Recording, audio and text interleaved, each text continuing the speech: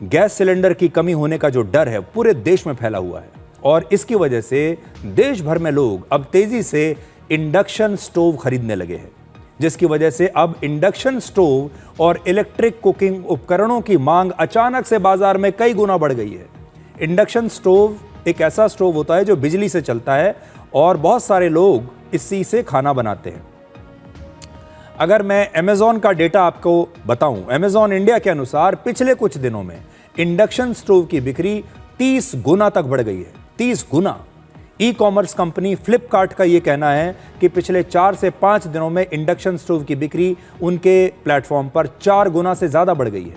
Induction stove के साथ साथ rice cookers, electric pressure cookers और इलेक्ट्रिक केटल की बिक्री में भी बहुत तेजी से वृद्धि हुई है। यानी खाना पकाने वाले ज्यादातर इलेक्ट्रिक प्रोडक्ट्स की मांग बाजार में कई गुना बढ़ गई है और अब तो अगर आप इंडक्शन स्टोव लेने भी जाएंगे तो आपको इंडक्शन स्टोव मिलेगा नहीं। अचानक से इसके दाम भी बढ़ गए हैं और अब इसकी सप्लाई भी कम हो गई है। लोगों को इस समय इंडक्शन स्टोव या इनमें से किसी भी चीज की जरूरत नहीं है, लेकिन वो इसे ज्यादा पैसा देकर भी खरीद रहे हैं और घर में जमा कर रहे हैं। इलेक्ट्रिक कुकिंग उपकरण बनाने वाली कंपनियों ने अपनी उत्पादन क्षमता जो पहले 70% हुआ करती थी उसे बढ़ाकर 100% कर दिया है और अपने कर्मचारियों की संख्या में भी लगभग 15% की वृद्धि की है।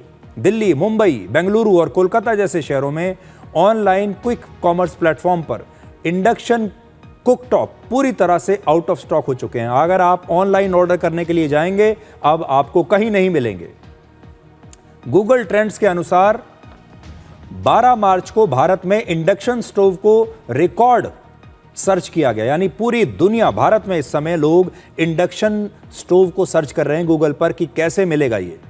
ऑनलाइन के साथ साथ लोग दुकानों पर जाकर भी इंडक्शन स्टोव खरीद रहे हैं, जबकि उन्हें इंडक्शन स्टोव की आवश्यकता नहीं है पर फिर भी खरीद रहे हैं। इसी को कहते हैं पैनिक बाइंग। सिलेंडर्स के साथ भी यही हो रहा है और अब इंडक्शन स्टोव के साथ भी यही हो रहा है।